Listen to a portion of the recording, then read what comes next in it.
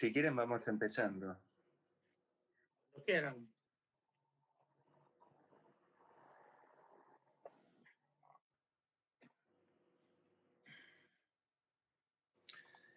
¿Ya podemos, Lucas? Hola, buenas tardes. Mi nombre es Claudio Capuano, coordino la Cátedra Libre de Salud y Derechos Humanos de la Facultad de Medicina de la UBA.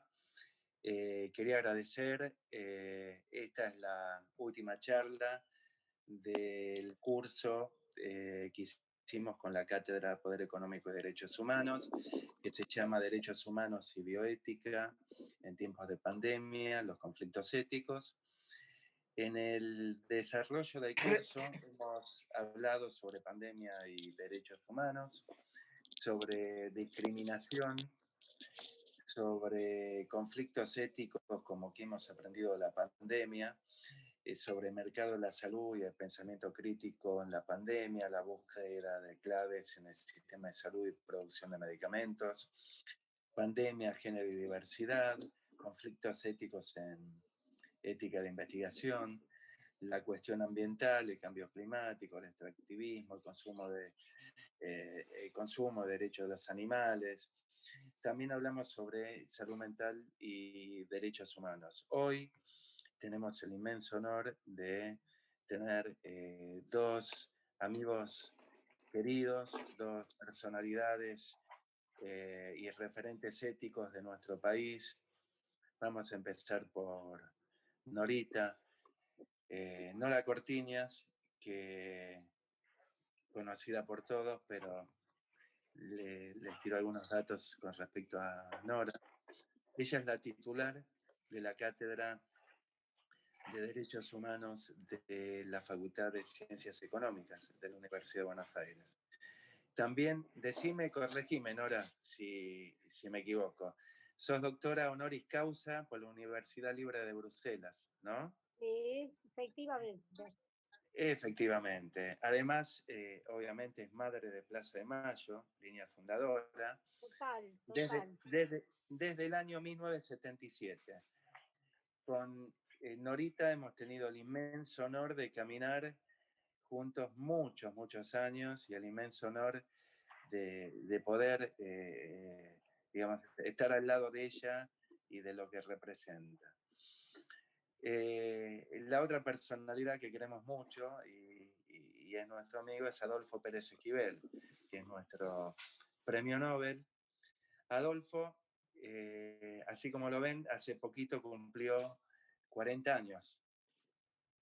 ¿No es así, Adolfo? Sí, soy un pibe, cumplí 40. Cumplió 40. El 13 de octubre del año 1980 se le otorga el premio Nobel a Adolfo.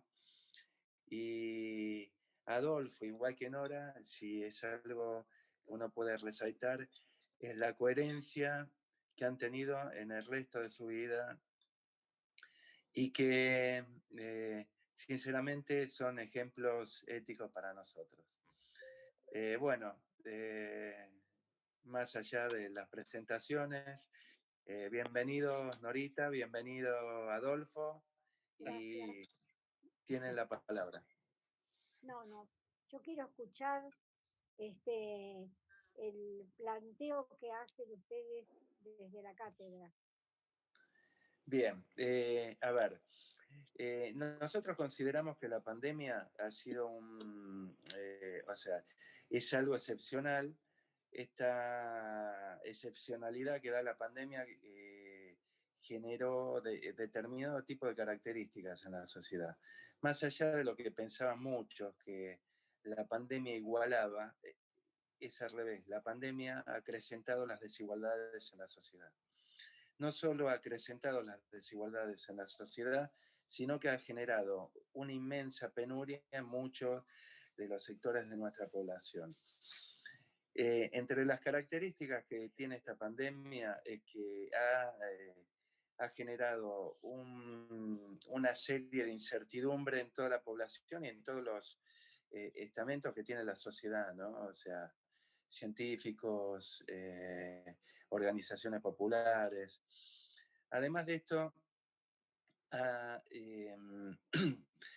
aumentado lo que es la vulnerabilidad de los sectores vulnerables.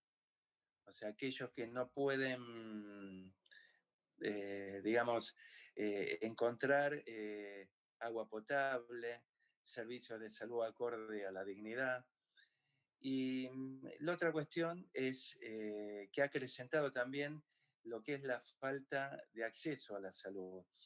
Eh, Está bien, la cuarentena ha aumentado, digamos, ha generado un aumento en la inclusión y de lo que es el acceso a la salud, pero esto no alcanza. La otra cuestión que para mí es fundamental, que esto uno lo ve, por ejemplo, con la gran discusión que se da en las vacunas, es que estamos hablando como la vacuna, como si fuera eh, la última etapa para poder salir de la pandemia, y esto no es así, sino que nosotros no queremos un mundo igual como el que estaba antes de la pandemia, sino que justamente es lo que combatimos. Y la otra cuestión que creemos que es, hay que construir soberanía. Y soberanía en salud significa aumentar lo que es la producción de producción pública de medicamentos y vacunas en todos los niveles, para que el Estado sea capaz de garantizar el acceso al medicamento a la población, pero además de eso es generar una política de Estado de salud pública que todavía no tenemos. La salud pública hoy en día está desperdigada, está, digamos, tiene varios sectores, hay diferentes, digamos, accesos, hay diferentes estándares de atención. Entonces, justamente son cosas que proponemos. Otra de las cuestiones es que si bien COVID ha generado una discriminación, también tenemos que pensar que sobre los pacientes que no son COVID. O sea, la salud pública no es solamente COVID, sino que también es no COVID. Entonces, hay un montón de gente sin atender que también tiene que ver el Estado. Y yo creo que por último es que podría ser una buena oportunidad para incluir y darle voz y darle valor a toda esa gente que ha quedado excluida de la sociedad. Bueno, es un poco en sí las propuestas que tenemos desde la cátedra.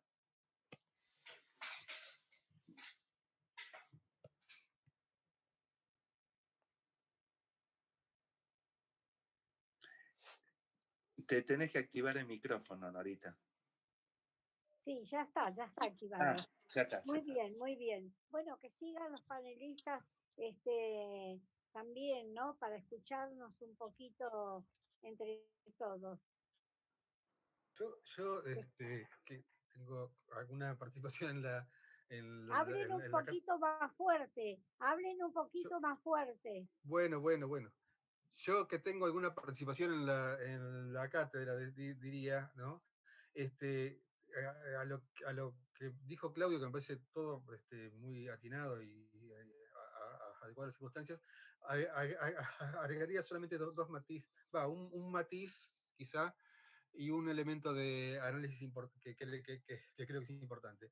El matiz es que es cierto, como dice Claudio, que no estamos saliendo, la situación no parece para nada orientada a que salgamos mejor de esta situación, por el momento al menos, pero yo también ahí sumaría un pequeño elemento. Muchas de las situaciones que han ocurrido, y acá me acuerdo un poquito de Walter Benjamin, que decía que cada avance en la sociedad se construye sobre desastres sociales. Y muchos de los avances de derechos humanos se han logrado después de algún desastre, después de la situación que llevó a la Revolución Francesa por un lado, después de la Guerra Mundial con la Declaración Universal, y en Argentina, después de la dictadura, el tema de los derechos humanos pasó a tener una entidad que no tenía antes.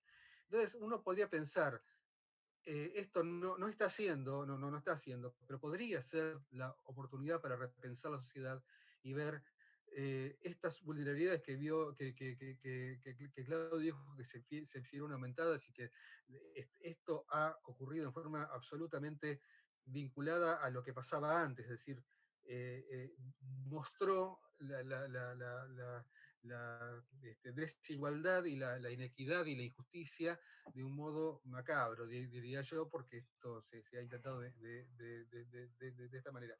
Pero podría ser el modo en que esto de ser visible pase a ser un desafío que nos ponga en función de resolverlo. Esto no va a venir, no está viniendo de parte del Estado. Yo tendría que decir que los sectores de poder en general están aprovechando esta situación para afianzar su lugar de poder. Y si no, vean lo que pasó hace una semana con las acciones de Pfizer, ¿sí? Que se multiplicaron. Con la noticia esta de por ahora, lo que tiene Pfizer es un enorme negocio independientemente de lo bueno o malo o regular o lo que sea la vacuna. Y la otra cosa que quiero sumar como componente de análisis, que lo hemos dicho en varias oportunidades en la cátedra, en general, pero además lo hemos dicho prácticamente en una charla en particular, que fue la del miércoles pasado, si no me equivoco, o del anterior, creo que fue del anterior, la charla de María Luisa Pfeiffer y de Heisman. Las razones por las que ocurre la pandemia tampoco son algo azaroso. La sociedad fue hacia la pandemia. No creo que sea como dice el presidente, que nosotros vamos a buscar el virus. Nosotros fuimos a buscar la pandemia. Es decir, nosotros generamos un mundo en el cual esto se produce. Y eso es enormemente grave, pero más grave aún es que estamos haciendo todo lo contrario para evitar la próxima pandemia. Como dice Claudio, el tema no es centrarse que la única solución sea una vacuna. Hay muchas más cosas para hacer para esta pandemia, pero hay otras cosas para hacer para evitar que haya otra. Es la cuarta pandemia del siglo, un siglo de 20 años recién, y ya tenemos 4 pandemias. Entonces, si no hacemos algo, si no tomamos conciencia de eso, si no nos alejamos del convenio con los cerdos de China, si no nos alejamos del tema del extractivismo, si no intentamos soluciones por vía de los experimentos transgénicos, si no buscamos una reconexión con la naturaleza y con las cosas que hemos dañado, me parece que el futuro va a ser aún peor que este.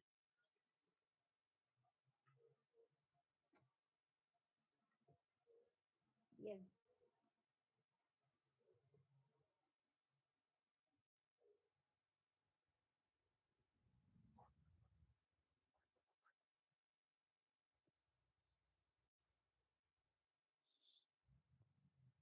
Norita, Adolfo.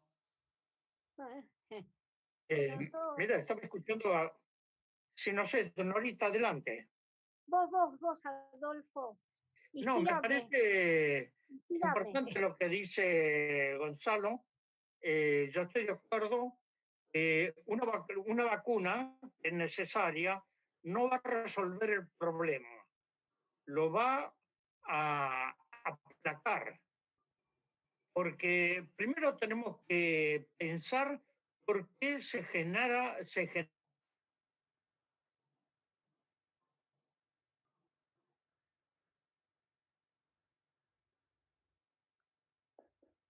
apagó la voz.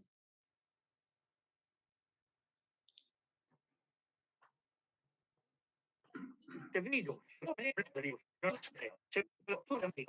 violencia que el ser humano hace contra la madre tierra. ¿No? Es terrible la devastación, la contaminación, digamos, todo el daño que ha hecho en ríos, en los mares y en la tierra, las quemas, los monocultivos, la degradación. Y según estudios de científicos, señala que hay 2000... Hola, ¿me escuchan? Sí, te escuchamos. Hola. ¿Sí? Dice que hay 2085 virus que están dando vueltas, de los cuales 585 virus afectan al ser humano, entre ellos el coronavirus, ¿no? Y esto es grave porque no quiere decir esto que este virus va a desaparecer, va a quedar latente. Y es cierto que ya hubo varias pandemias, pero ¿cómo vamos a enfrentar esto? ¿Con una vacuna? La vacuna va a ayudar, pero no va a resolver.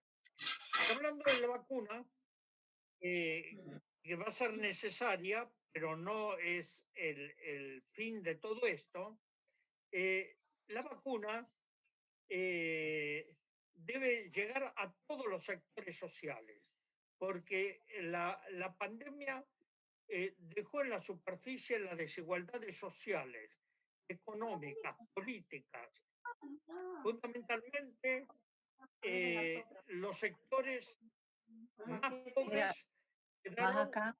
marginados. Hay que pilas. Cualquier pila hay que poner. Perdón, apaguen los micrófonos, por favor. Rosaura, Sí. apaga el micrófono. No se escucha, sino. Sí, es decir, la vacuna y la situación social ha marcado las desigualdades sociales.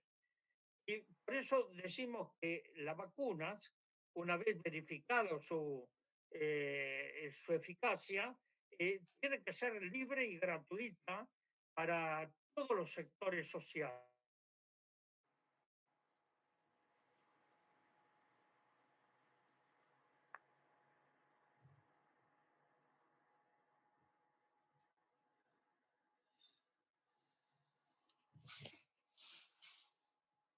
No únicamente para los niños, esto también tendría que ser, pero aquí hay una especulación financiera.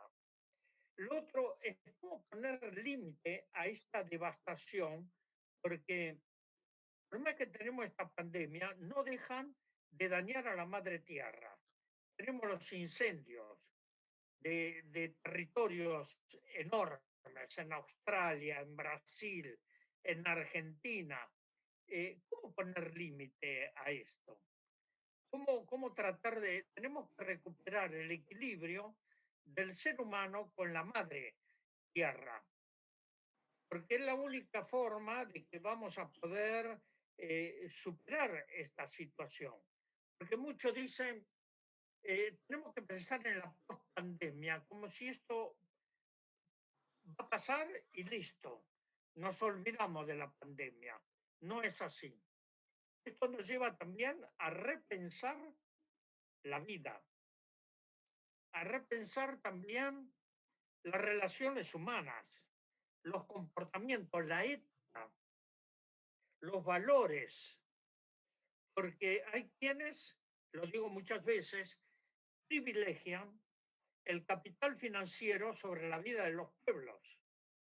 Y esto es lo grave, porque tenemos una economía especulativa, no es una economía productiva, es especulativa.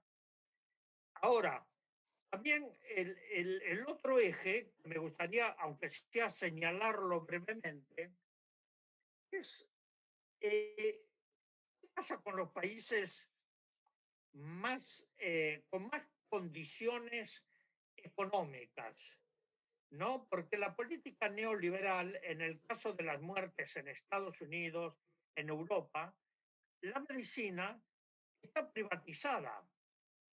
Falta la política de sanidad pública. Y entonces esto está haciendo estragos en la vida de los pueblos, porque, vuelvo a insistir, se privilegia el capital financiero y se pierde como objetivo central al ser humano.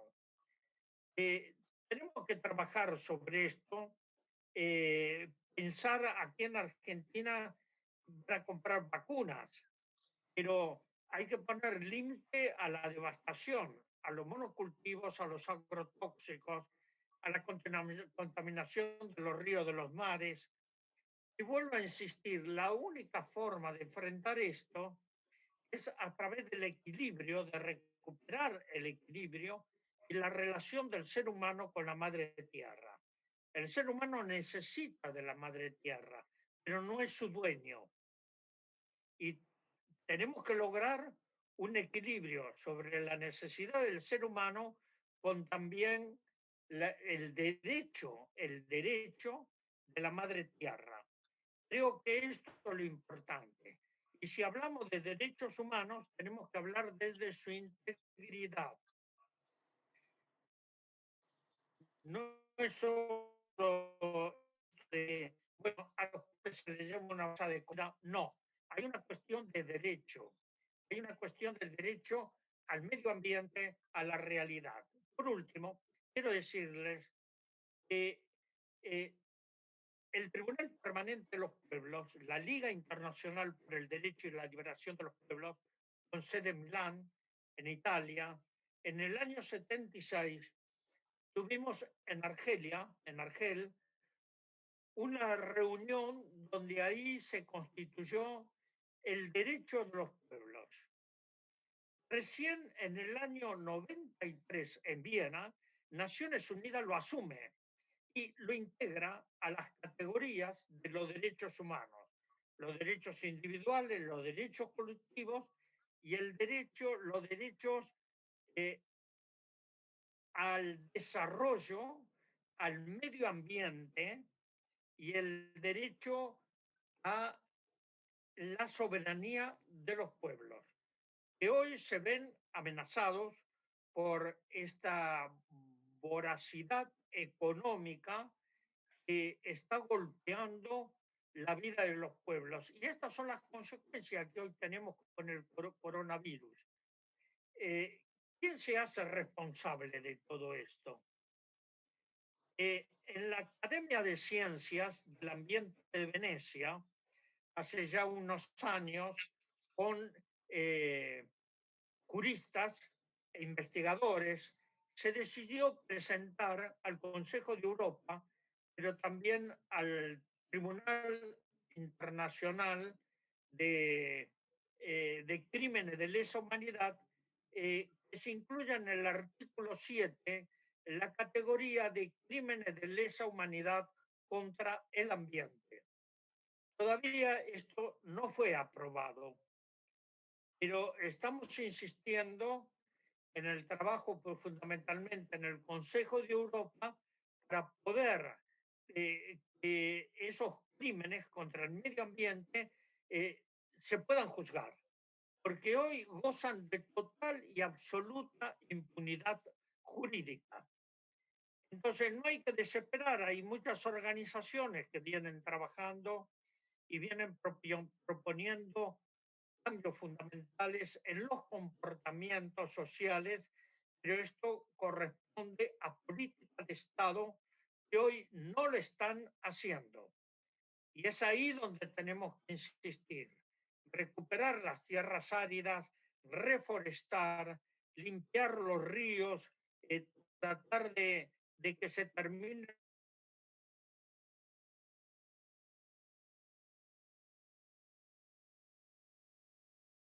monocultivo y los problemas que hoy estamos viviendo. Bueno, es esto mi aporte ahí a la clase en la cual estamos participando. Gracias. Gracias, Adolfo. Bien. Norita. Estás otra vez con el micrófono cerrado, Nora.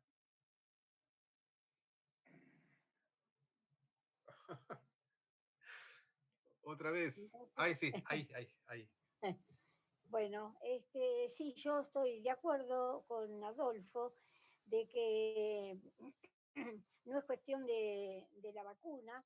Yo les quiero decir que yo tengo 90 años y viví épocas de pestes, de pandemias muy bravas. Cuando era chica tuve viruela negra, la peor, la infecciosa, y había una epidemia. Mis hermanas tuvieron lo que se llamaba la varicela. Yo tuve viruela y estuve, bueno, muy delicada. Y yo me acuerdo muy bien cómo era la situación. Claro, no se tenía el terror que se tiene ahora. Ahora todas estas pandemias son letales.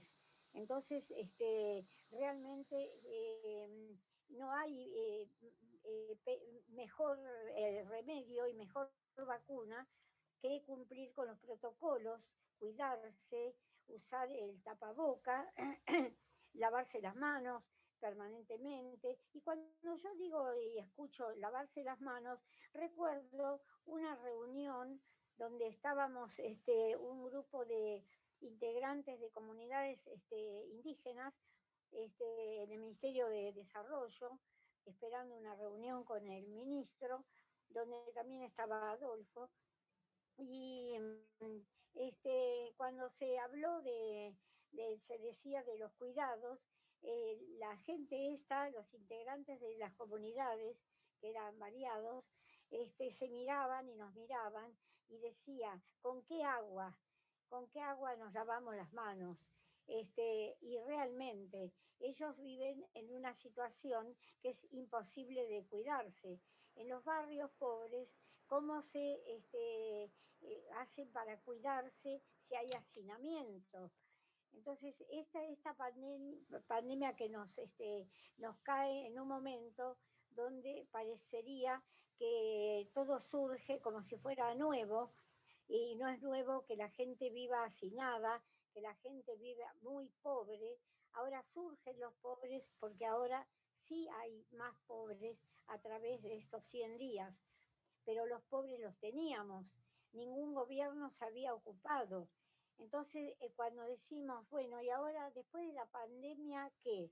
Y después de la pandemia, ¿va a haber barrios cuidados por el Estado, donde tengan agua, donde tengan gas, donde tengan electricidad, donde tengan posibilidades de cuidarse y que el Estado los cuide?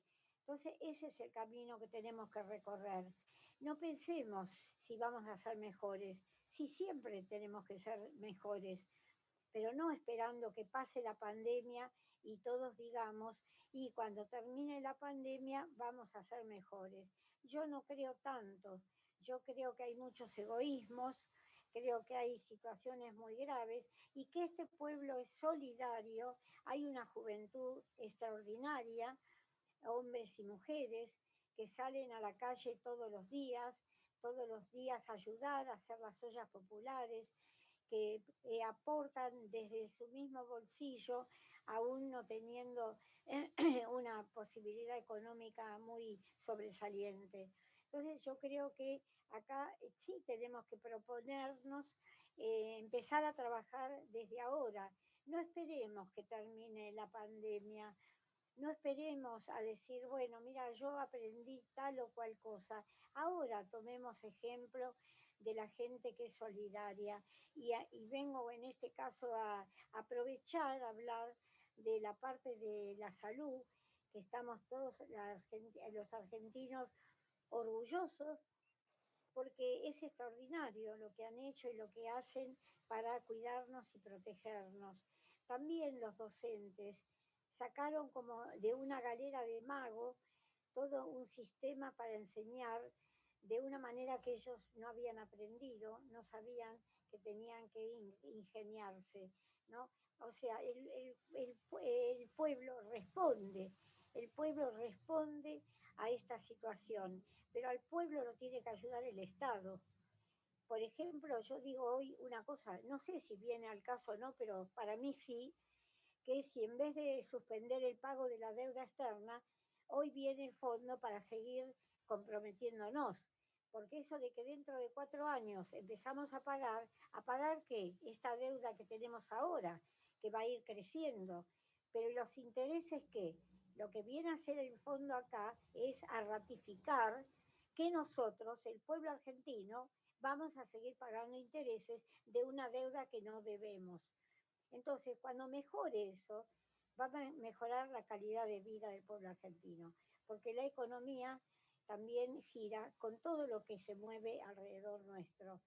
Y eso tenemos que tenerlo en cuenta, porque los millones de dólares que se van además la estafa que tuvimos los 4 años de Macri, el robo miserable, la fuga del dinero que no se usó para bien del pueblo.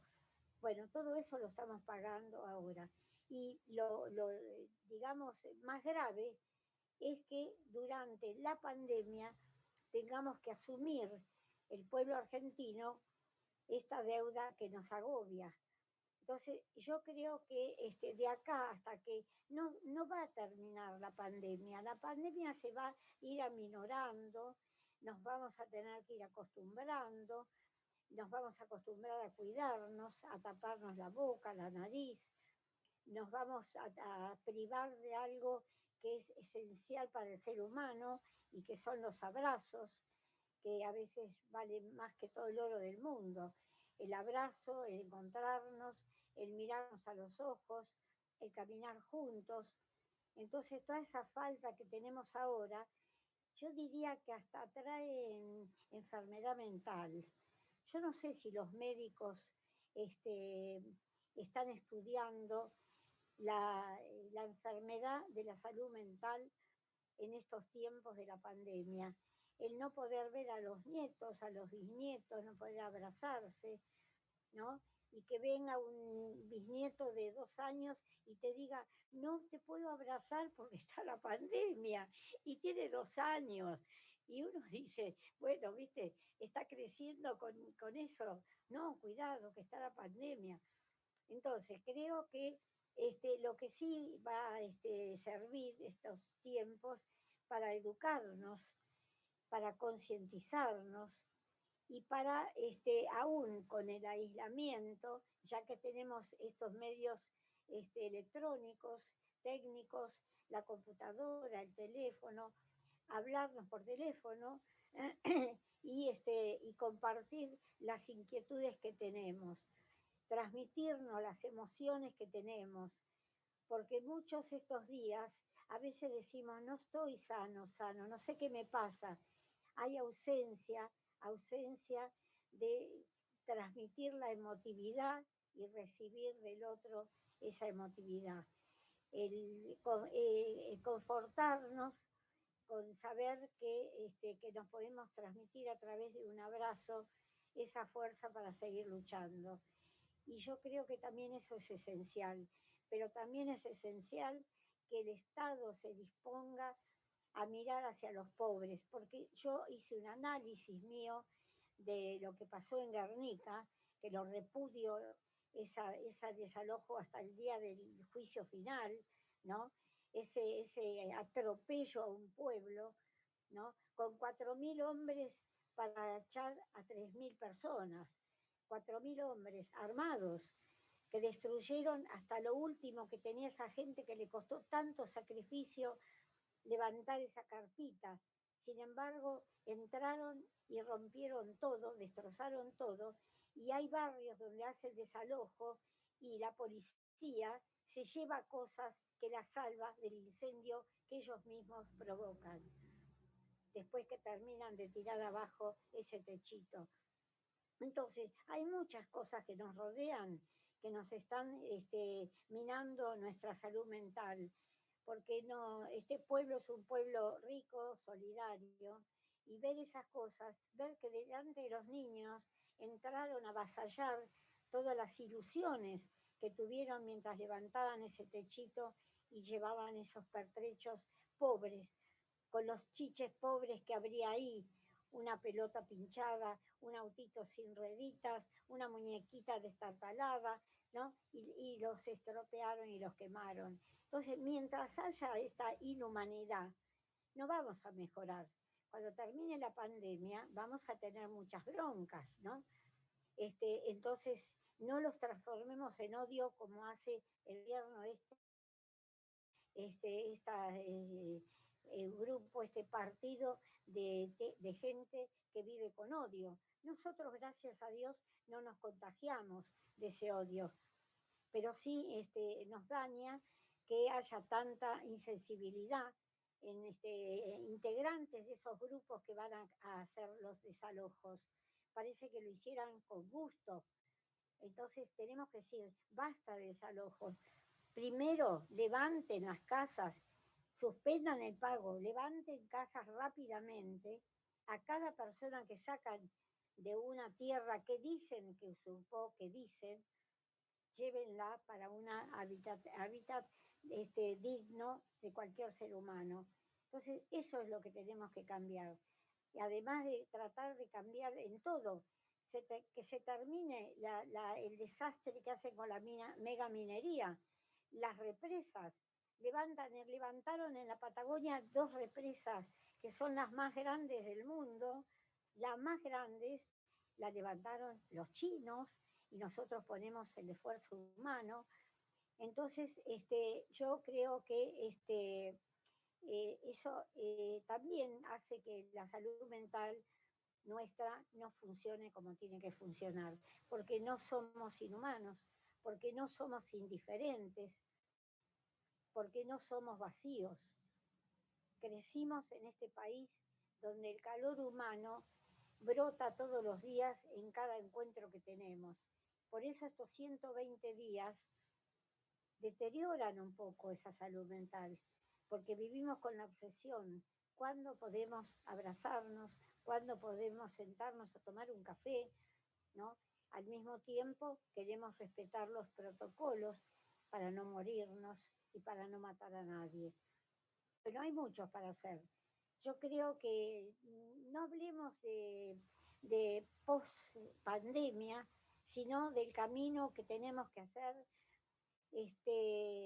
un camino de unión, de diálogo permanente, donde podamos hablar, decirnos las cosas que sentimos. Cuando podamos decir todo lo que sentimos, mirarnos a los ojos, abrazarnos, yo digo que vamos a recomponer este mundo y tenemos mucho para hacer. Así que como esta reunión de hoy, que yo agradezco la invitación y agradezco que nos podamos reunir y que podamos, que sí, cuando salimos de esta reunión, tener la cabecita abierta para ver en la próxima, a ver qué podemos aprender para la próxima reunión y transmitir. A ver cómo vemos el mundo y ponernos a mirar para todos lados a ver qué vemos de este mundo. No meternos en nosotros mismos y mirarnos para adentro. Mirar el mundo, mirar a la gente y empezar a querer escuchar y que de que eso que escuchamos saquemos todo lo mejor. Así que yo les agradezco y a lo mejor ustedes cuando termina esto me tienen que atender la salud mental. No sé, por ahí después analizan y dicen, pobre Norita, no sé, viste, a lo mejor estaré equivocada. No estoy equivocada. Quiero que se modifiquen muchas cosas en la Argentina, que se pueden modificar, que se pueden modificar. Y ya una vez el presidente cuando asumió dijo que si él hacía algo que no nos gustaba, que no estuviera bien, se lo dijéramos.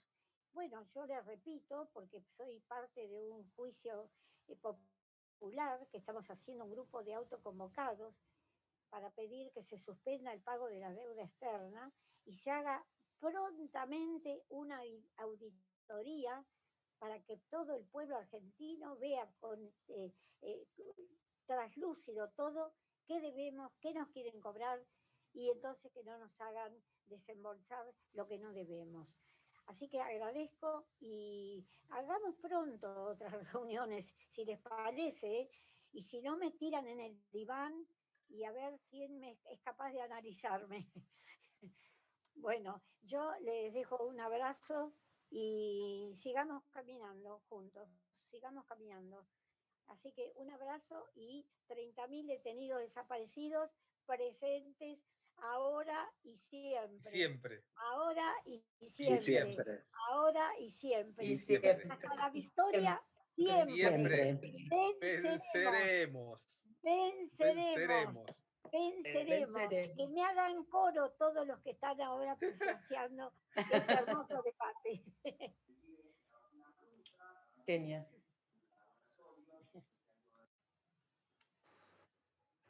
Lucas, coordinas las preguntas, si tienen para Adolfo y Norita.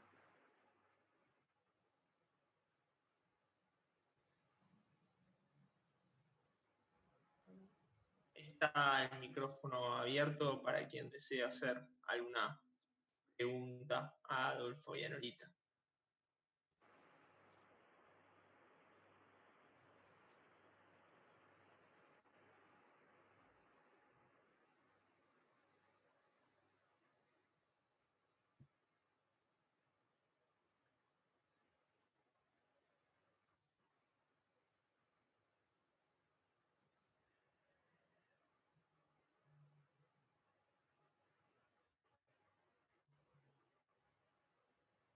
Se quedaron en silencio. ¿Qué pasó? Sí, sí, sí.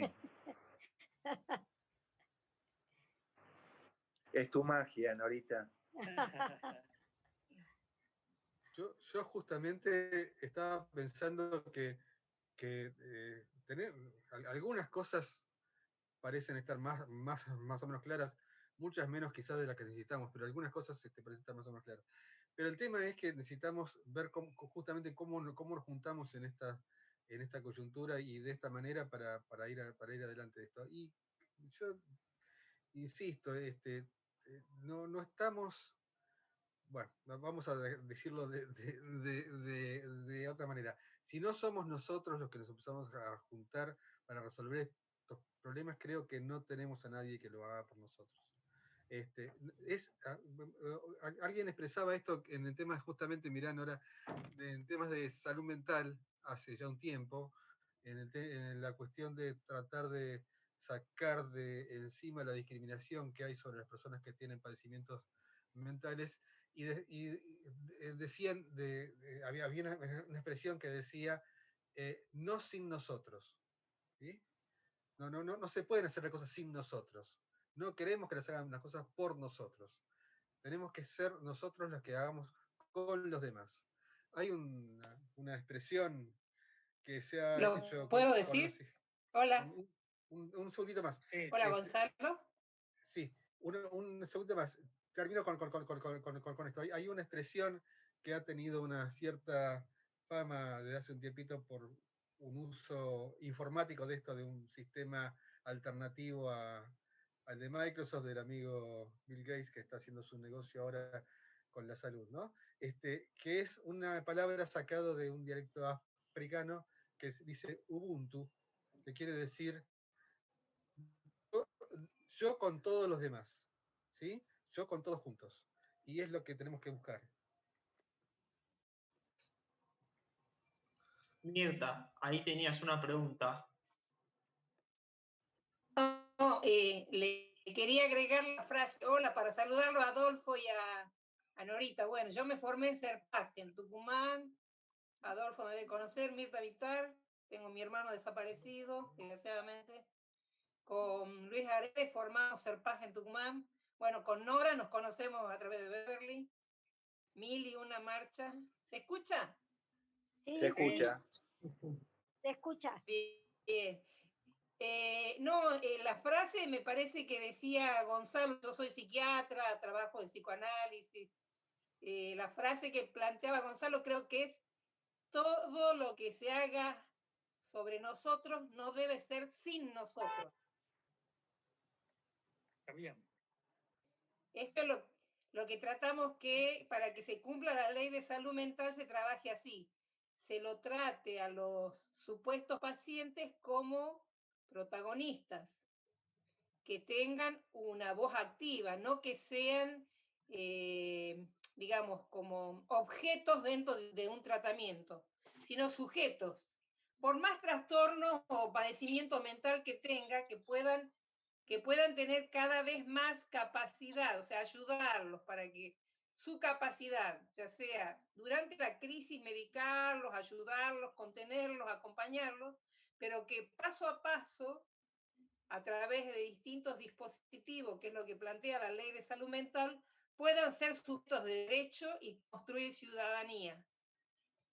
No que sean alienados, no que sean cosificados y puesto un rótulo y deban vivir el resto de su vida, o encerrados o al margen de la sociedad. O sea, romper con la exclusión social, que muchas veces no proviene de un tema de salud mental, sino que proviene de las condiciones de vida.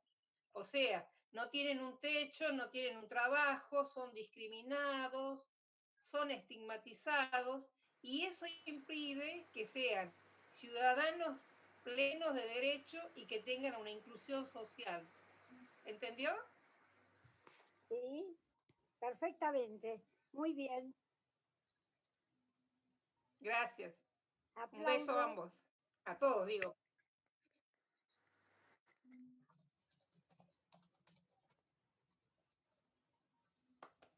Varios problemas psicológicos, ¿no? El encierro, la falta del trabajo y, como ya se señaló aquí, la discriminación. Esto está llevando a serios conflictos, incluso al interior de las familias, a la violencia intrafamiliar. Claro.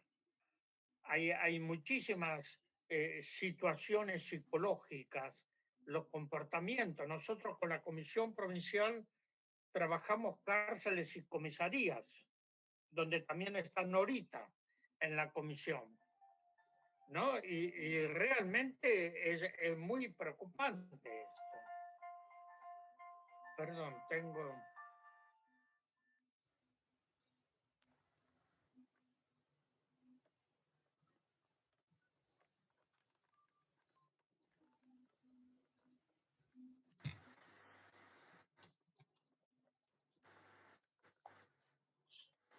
Tengo algunas reflexiones para volcar, para preguntar también un poco, ¿no? No sé si alguien tiene acá del auditorio, alguien tiene alguna pregunta, algo que quieran decir, para no monopolizar la palabra en tal sentido.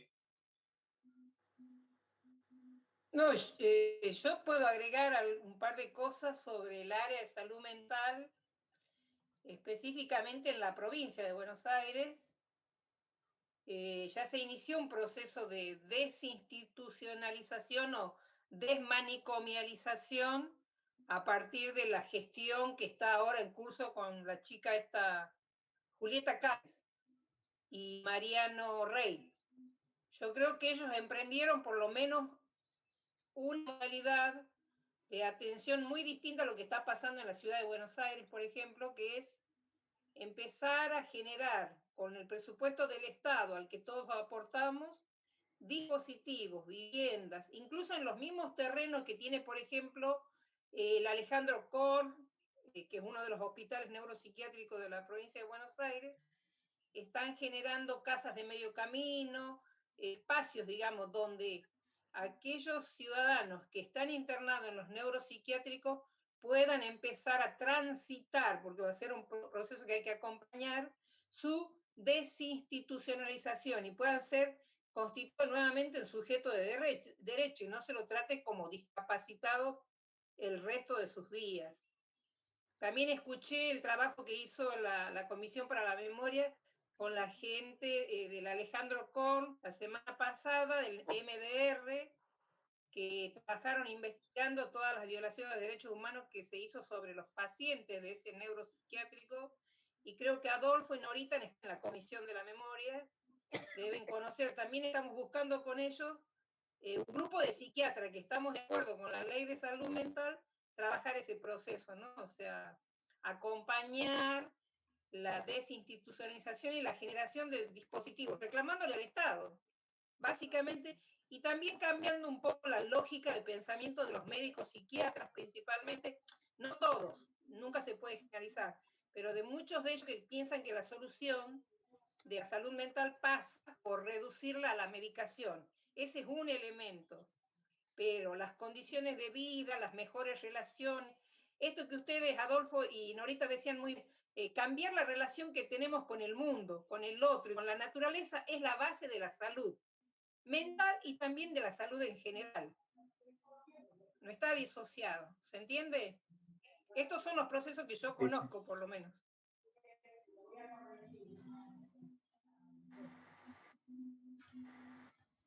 Lucas, ¿vos querías decir algo? Sí, yo tengo algunos aportes y los dividía en tres partes porque me parece que es un poco de lo que se fue hablando en el curso a lo largo de los distintos encuentros.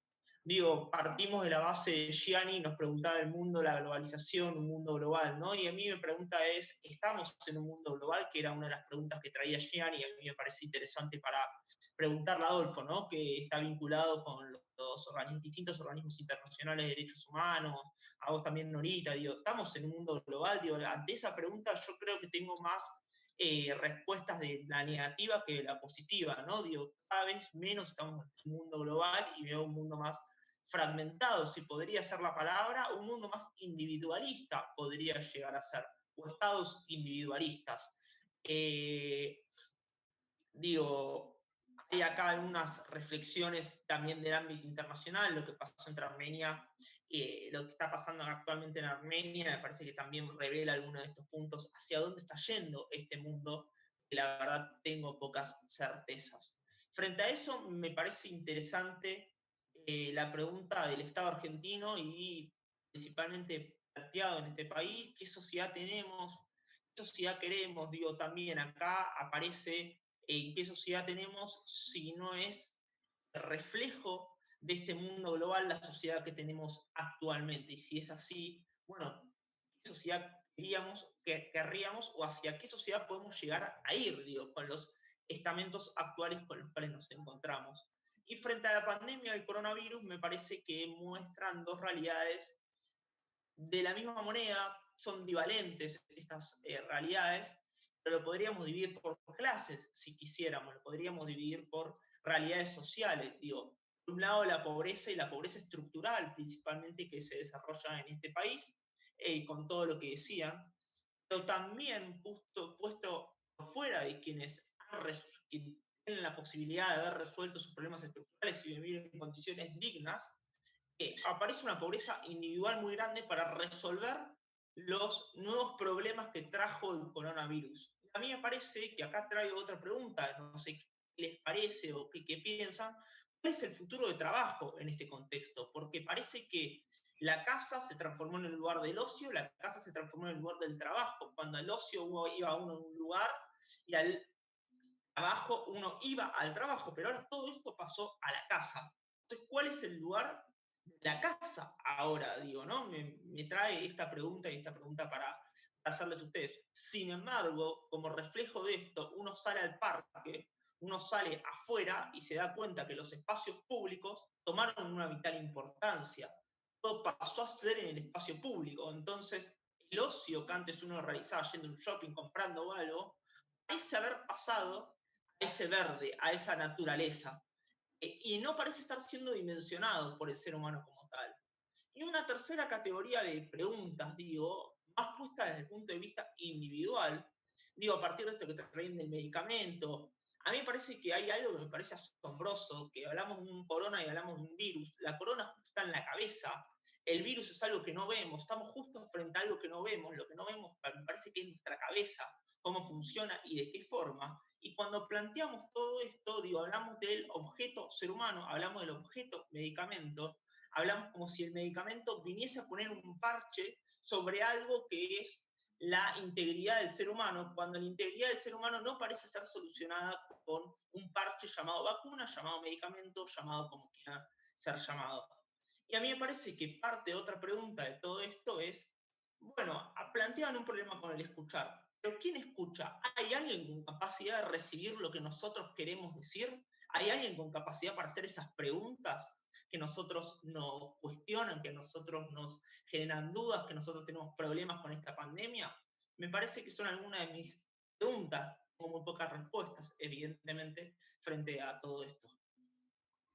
Bueno, yo no tengo todas las respuestas. Tengo más preguntas que respuestas. Pero cuando hablas de la globalización, ¿qué se está globalizando? Mira, el mundo hoy se producen más alimentos, pero hay más hambrientos.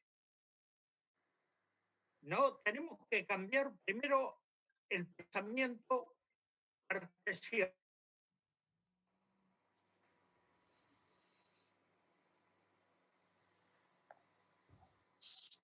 No escucho.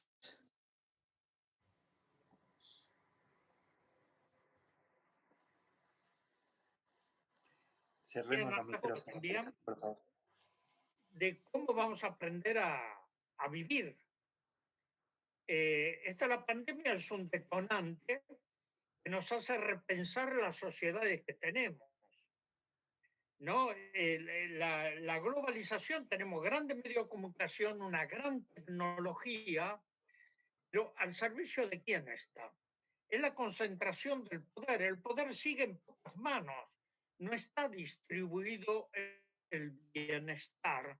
Eso hablan los pueblos indígenas del buen vivir, del buen compartir.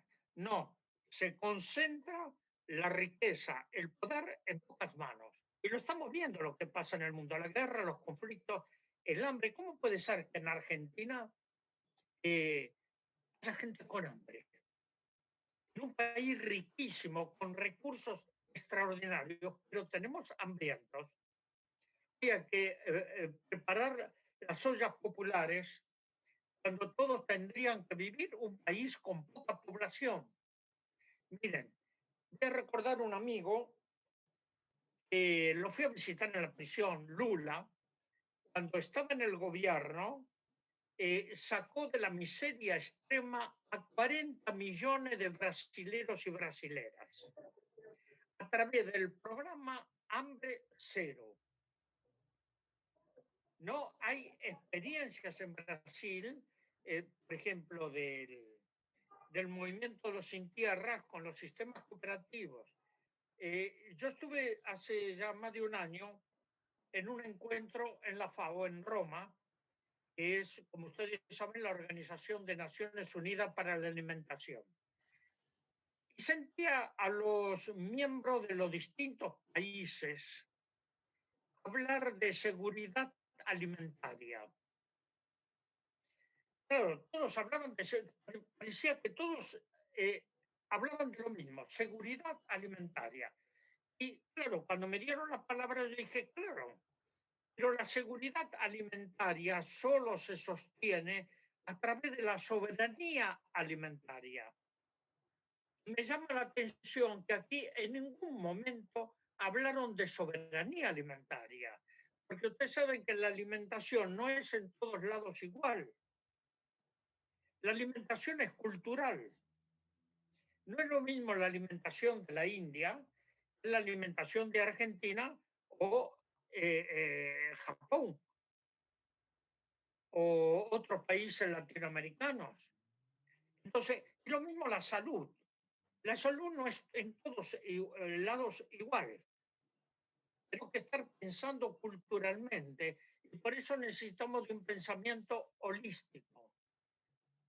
Tratar de repensar las sociedades que tenemos y comenzar a pensar la globalización. Esto que dice, estamos informados, no estamos informados, estamos desinformados. Fíjense, aquí en Argentina no hablan absolutamente nada de África, de Asia.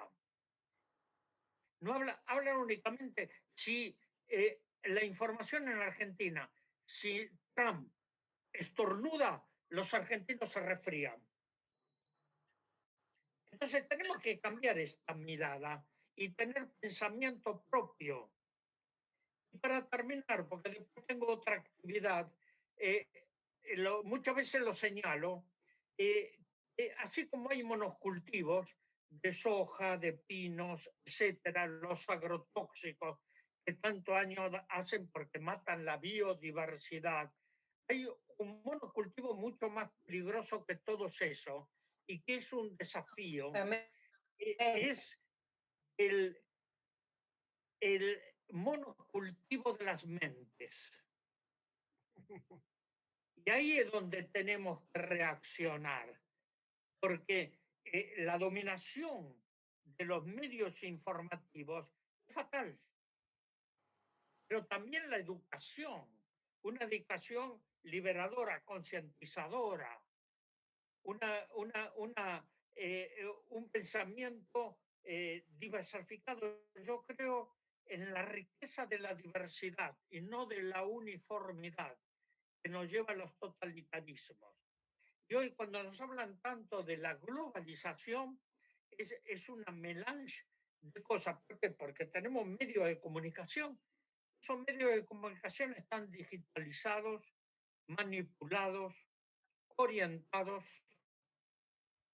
a determinados fines de los grandes centros de poder. Pero no hay que desesperar, porque los pueblos tienen una gran riqueza y también una fortaleza, pero hay que poner las cosas en común en la diversidad. No todos tenemos que pensar igual, sería fatal. En esta gran diversidad ver la riqueza de poder cambiar y, como decimos en el Foro Social Mundial, otro mundo es posible. Así que les tengo que dejar, lamentablemente, les doy un fuerte abrazo y mucha fuerza y mucha esperanza, y como dice Norita, hasta la victoria siempre. Siempre. Gracias, Adolfo. Chao.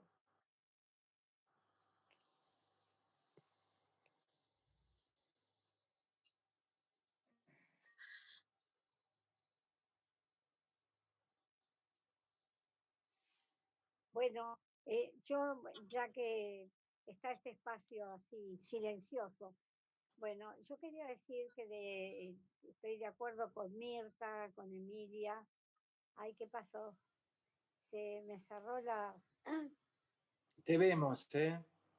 ¿Me ven? ¿Qué Sí, tengo que sí. apretar ahora para volver? ¿Qué tengo que apretar? Toqué esto por eso. A ver. Eso, espérate.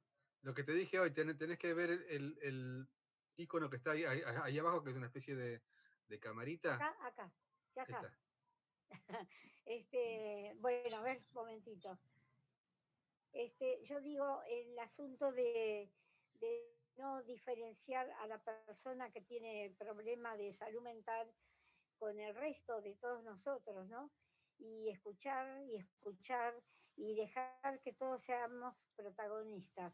Así yo creo que podemos, sí, ir mejorando. Ahora, en este momento, hay mucha gente que no tiene oportunidad ni un espacio para hacerse oír, que está sufriendo mucho y que les falta todo y que no saben cómo van a salir adelante.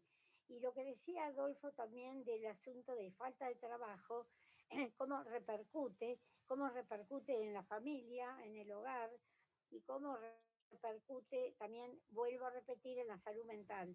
Entonces creo que nos va a costar mucho recomponer toda esta historia. No es que la Argentina hayamos sido perfectos, no es verdad que acá volvamos a la normalidad. La normalidad no es la que teníamos, si no, no hubiéramos encontrado que estábamos tan mal. Si la normalidad es ser pobres, Claro. entonces quiere decir que te acostumbras. Yo, por ejemplo, estaba contando lo de Guernica, que cuando vimos que atacaban a los pobres con balas para proteger a los ricos que ni siquiera tienen papeles legales, ¿no? Es un modo de decir disciplinar a los pobres. Ustedes resígnense a ser pobres, no molesten a los ricos, y nosotros defendemos la propiedad privada de los ricos que ni siquiera sabemos que tienen legalmente esa propiedad, porque ahí en Guernica, esa zona la regaló Videla, en la época de la dictadura, a un grupo de gente que lo acompañaba y le apoyaba lo que fue el terrorismo de Estado. Entonces, eso tiene que saberlo también las autoridades y el Estado. Por eso digo, a la gente que echaron violentamente, porque los llamaban usurpadores, no eran usurpadores, sencillamente no tenían lo que la Constitución dice que tienen que tener, el derecho a la vivienda y a la tierra. Así que este es el camino. Hasta que no solucionemos muchas cosas que no están, que primero la riqueza no está compartida, la Argentina estamos peleando, no termina de salir la ley para que los ricos den apenas una porción de lo que tienen, no termina de salir y no termina de salir. Otras cosas la tratan de la noche a la mañana, eso no sale. Entonces, mientras no se componga la igualdad, no haya igualdad, nos va a costar mucho caminar para ese estado de bienestar con el que tenemos que vivir todos. Que esa no es la normalidad, no era como vivíamos y que la gente diga vamos a volver a la normalidad. No, Dios quiera que no, que esa no sea la vuelta nuestra a través de la pandemia, que volvamos para que haya los derechos humanos respetados y los derechos de los pueblos respetados. Cada uno tiene que tener los servicios que hacen a su vida digna. Entonces, eso es lo que yo quería decir, ¿no? Que lo que hay que luchar, que hay que defender y entre todos tenemos que estar juntos, que la gente no vuelva a ser tan pobre y que digan, volvemos a la normalidad. Que se termine esto de, en vez de repartir la riqueza, repartimos la pobreza. Bueno, hay tiempo para la reflexión, todavía hasta que este camino que estamos haciendo termine, no va a terminar, vamos a ir adaptándonos así a un nuevo sistema de vida. Y ojalá que sea para bien, que estemos todos bien y que no suframos por toda la gente que le falta hasta lo esencial, digamos, el agua. Así que bueno, yo no sé, me gusta escucharlos a ustedes. A ver, ¿hay más invitados a esta Hay reunión? varios, hay varios. ¿Y qué ¿Alguno hablan tiene los preguntas? ¿Qué tienen? Yo. Se animó Mirta. Yo tengo una pregunta. Vos, Mónica, dale, Mónica. ¿Qué tal? Norita, no sé si te acordás de cuando fuiste a la radio de científicos autoconvocados. Ahí tenemos ahí tenemos una foto juntas del día que fuiste. Bueno. Justo ese día me tocaba a mí. Yo era más joven, tenía 89. Yo también. Yo también. No, pensaba en esto de lo que ha pasado con los desalojos, lo que pasa todo el tiempo en definitiva, porque pasa todo el tiempo. Sí. Con el acceso al agua, el acceso a la comida, el acceso a los derechos, sí, el acceso a la justicia, lo que se nos ocurra. Y un 50% del país, fácil, o más, depende de las edades de las que hablemos, ¿no? Entonces, yo pensaba, si uno lo piensa a futuro, yo creo que lo que tenemos que cambiar no es simplemente económico el problema, el tema es cultural. Si uno piensa cómo está evolucionando el mundo a futuro y con todo esto que escuchamos de Pérez Esquivel y lo que vimos charlando en todo el curso, seguramente el mundo del mañana, con todos los cambios tecnológicos, van a tener menos trabajo. O sea, muchas de las tareas que hacemos nosotros, que ahora las hacemos desde casa, y se notan ahora en la pandemia que se pueden hacer desde casa, muchas tareas que hacía un montón de gente que daban trabajo y propiciaban un salario, van a ser reemplazadas por otras estrategias, digamos, que va a hacer que no todo el mundo tenga trabajo. O sea, quiero decir, acá ya ni siquiera pasa por la buena cabeza o la buena voluntad de alguien que esté al frente de un gobierno. ¿Cómo se hace, cómo se genera un modelo donde uno pueda generarle condiciones dignas, lo que se llama digno, que es el tener un trabajo, que le dé un salario digno para que tenga vivienda y para que tenga el mismo acceso, el mínimo, que, digamos, le asegura una vida digna? Yo diría que en las condiciones en las que estamos es algo como muy lejano. Entonces, tal vez lo que hay que replantearse es qué concepto tenemos del trabajo. Cuando decimos el trabajo dignifica, yo a esta altura dudo de si no es una frase hecha. El trabajo, la verdad es que debería ser para que uno sume cosas, sume, digamos, oportunidades a su vida para acceder a otras cosas y porque le ocasiona placer, en definitiva. Hay derechos básicos que no deberían depender del trabajo. O sea, hoy día, con el grado de evolución que tiene el mundo, no debería ser necesario trabajar. Entonces, cuando hablan de planeros, claro, les regalan la casa y no se termina de entender que el tener un techo, el tener comida y el tener agua, hoy día es un derecho. Y trasciende si tiene o no tiene trabajo, trasciende el color de piel, trasciende cualquier cosa. Debería ser como una garantía suprema que tiene que ofrecer un país. Y después de ahí en más pensemos en trabajos y actividades que nos generen un ingreso. Pero me parece que por ahí va, que me van a tildar de comunista, obviamente, pero es independiente de la ideología. Me parece que si no, no hay forma. Se choca con la realidad. Porque la otra, si no es generar, digamos, un país hipercapitalista, que tenga tantos capitalistas que le sobre para darle empleo a millones de personas. Y eso no hay.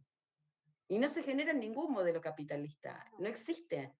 Entonces es como que hay que repensarlo, porque la realidad es esa, no va a haber, no se va a generar. O sea, por ahí las actividades de la tierra, las actividades de los cultivos, pero hay que ver también si la persona tiene ganas, porque también es derecho humano que la persona elija lo que quiere hacer con su vida. Sí. Y generar un marco de oportunidades, pero eso no puede ser mágico, digamos, y es muy complejo porque no son 3 o 4, son millones de personas. Sí. Muy bien. Sí. ¿Puedo hablar? Sí. Dale. Bien. Yo creo que se mencionaron un par de términos. El compañero más jovencito de la cátedra, él hablaba del término globalización.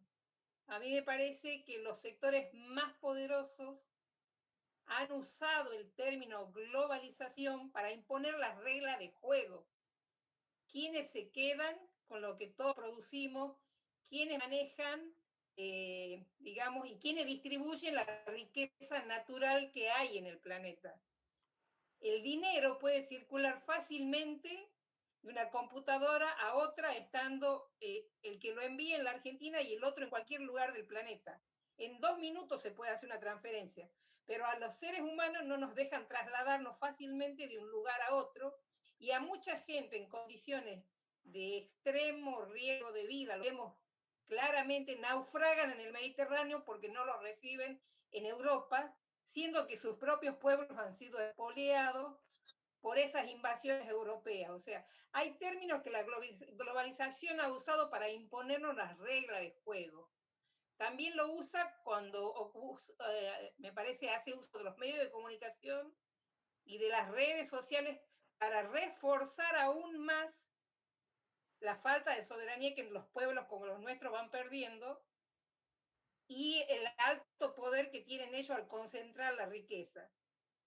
¿Qué podemos hacer ante eso? A mí se me ocurre que el rol del Estado tiene que cambiar, como planteaba Norita, como lo planteaba en su momento Adolfo. El Estado tiene que intermediar entre la gran globalización de todo el planeta y la soberanía popular de cada uno de sus pueblos. El Estado, no importa cuál sea el gobierno que esté, tiene que mediatizar para garantizar los derechos y una mejor distribución de la riqueza, me parece. Y por otro lado, tanto Leonardo Boff como Frei lo decía hace muy poco, no solo se trata de darle alimentos a la gente. Bien, hay que garantizar primero los derechos básicos, pero después hay que llamar a la reflexión sobre qué concepción de hombre y de mundo queremos construir, porque es complejo. En cada lugar y en cada cultura hay una forma de mundo, hay una concepción de hombre, una concepción de mundo, pero que tenemos que tratar de buscar una forma armónica de desarrollarnos.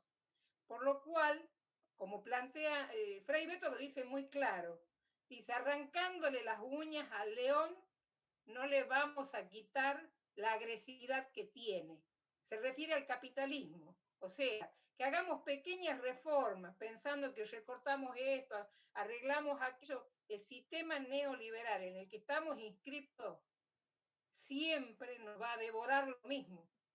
Entonces creo que hay que repensar qué rol tiene que tener el Estado en función de sus ciudadanos para que cada día sean más justa la distribución de la riqueza y también de sus derechos, pero también la sociedad civil tiene que aportar repensando qué tipo de sujeto queremos construir, desde la salud, en los ámbitos de educación, en los espacios de recreación, en los distintos ámbitos. Hay que repensar también ese sujeto que tiene derechos básicos, pero también qué concepción de hombre queremos que se cultive para vivir un poco más armoniosamente. Gracias. Muy bien.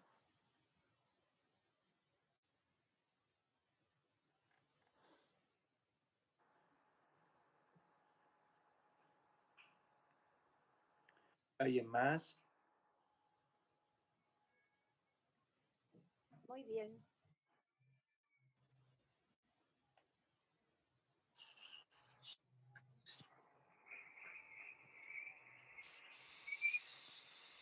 Bueno, si no hay más preguntas, si les parece, vamos terminando la charla de hoy. ¿Te parece, Norita? Bueno, Muy bien, hemos estado muy locuaces. Sí. Desde ya, muchísimas gracias, Nora. Siempre es un placer, es un honor Gracias que a todos ustedes, gracias a estemos todos ustedes. caminando junto a vos. Muchas gracias. Yo digamos, voy a comentar algo que todavía no está maduro, ¿verdad, Nora? Pero que probablemente estemos pensando, y creo que es un ámbito como para decirlo, estamos pensando en hacer en armar de la manera que podamos hacerlo en estas circunstancias la marcha de la resistencia para el 10 de diciembre. Probablemente sea el 10 de diciembre. Que probablemente la presencia de Nora no va a ser cumpliendo con la plaza que la extraña, como todos nosotros, pero digamos, quiero decir, cumpliendo con pisotear las baldosas de esa plaza, pero de alguna manera la vamos a llevar, esto no les quepa duda. Pero bueno, digo esto para que vayamos pensando en conjunto cómo vamos a... Porque, a ver, yo claro que agradezco a Nora y a Adolfo y a todos los participantes de todo el curso, pero además quiero rescatar la idea de este curso, seguramente a Claudio, que fue el que la gestó, porque fue un encuentro tan necesario para lo que estamos haciendo. Espero que haber cumplido con esa necesidad de, además del encuentro en sí mismo, los frutos que estamos esperando, que podamos sacar de esto propuestas y modos de avanzar. Y lo de la marcha de resistencia creo que es una de las cosas. Aparte, resistencia que siempre nos ha convocado, pero que además ahora implica también una resistencia al virus y resistencia a los poderes también, ¿no? Muy bien. Bueno, buena idea. Buena idea. Si les parece, bueno, damos por culminado el curso, abriendo... Claudio, yo quería Sí. decir algo, ¿puede ser? Dale. Sí. Sí, bueno, obviamente quiero agradecerle a Norita y a Adolfo. No sé si se podría haber terminado este curso de una mejor manera que con la presencia de ellos. Siempre son no solo iluminadores, sino esperanzadores, y me parece que esto es algo que estamos necesitando en este tiempo más que nunca, ¿no? Poder pensar y pensar con esperanza. Pero además de eso quería hacer un comentario acerca del curso, porque como parte de la cátedra estoy orgullosa, ese es el término, de este espacio que armaste. Y quería también decir esto, ¿no? Digo, venimos trabajando juntos hace mucho tiempo, damos cursos que en general tienen un fuerte acento en cuestiones técnicas, si se quiere, de la bioética y en nuestro caso, en los últimos tiempos, de la ética de la investigación. Y tu decisión de armar este curso este año con estas características realmente creo que ha tenido un impacto notable, que como dijo Gonzalo, identificó un espacio de encuentro que estábamos necesitando, y me parece que ha sido de una riqueza y que va a ser de una fertilidad que vamos a seguir viendo en el tiempo, ¿no? Y que permitió ponernos en contacto y conocernos entre personas que compartimos preocupaciones y que compartimos esperanzas, y que, como dicen Nora y Adolfo, bueno, de lo que se trata es de seguir caminando juntos. Así que nada, yo quería agradecerte especialmente esto, que haya sido motor de este espacio que me parece tan necesario en estos tiempos. Gracias. Bueno, muchas gracias. Y damos por terminado y no terminado el curso. Vamos a tener varios cursos más, y les agradezco la predisposición a todos de haber continuado, y bueno, gracias a todos los profesores que participaron. Gracias a vos, Claudio. Muy bueno el Gracias. curso. Gracias. Gracias, Nora. Se te ve linda. Gracias. Muchas gracias. Cuídate.